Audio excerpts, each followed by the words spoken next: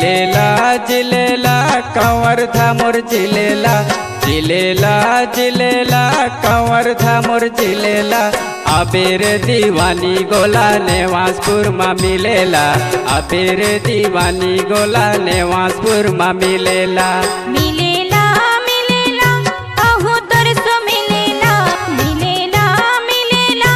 अहो तरसो मिलेला नाम पता बता दे राजा यहाँ तरसो मिलेला नाम पता बता दे राजा यहाँ तरसो मिलेला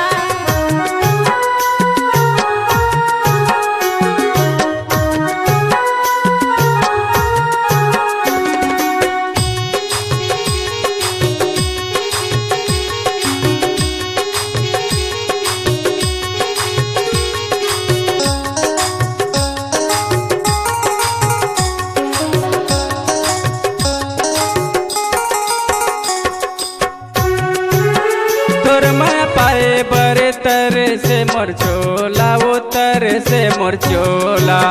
कब तक अबे गोरी बता देना मोला वो बता देना मोला तोर मैं पाए बरे तर से मोर चोला वो तर से मोर चोला कब तक अबे गोरी बता देना मोला वो बता देना मोला जिलेला जिलेला कंवर धामुर जिलेला जिलेला जिलेला कंवर धामुर जिलेला अबेर दीवानी गोला नेवासपुर मा मिलेला अबेर दीवानी गोला नेवासपुर मा मिलेला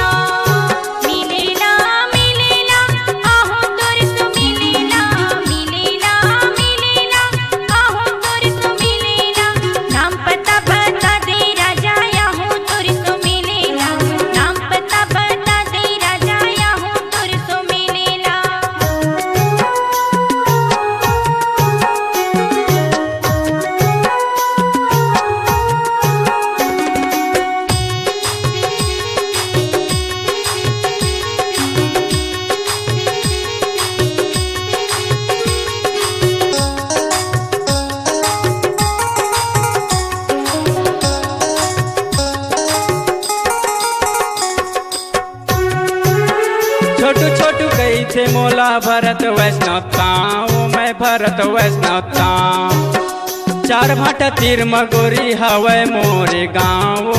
हवै मोरे गाँव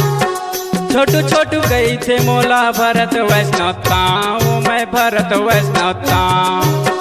चार भाटा तीर मगोरी हवै मोरे गाँव हवै मोरे गाँव जिलेला जिलेला कंवर धामुर जिलेला जिलेला जिलेला कंवर धामुर जिलेला अबेर दीवानी गोला नेवासपुर मा मिलेला अबेर दीवानी गोला नेवासपुर मा मिलेला आहुरे मयारू राजा नेवासपुर मा मिलेला अबे वो दीवानी रानी नेवासपुर मा मिलेला आहुरे मयारू राजा नेवासपुर मा मिलेला अबे वो दीवानी रानी नेवासपुर मा मिलेला।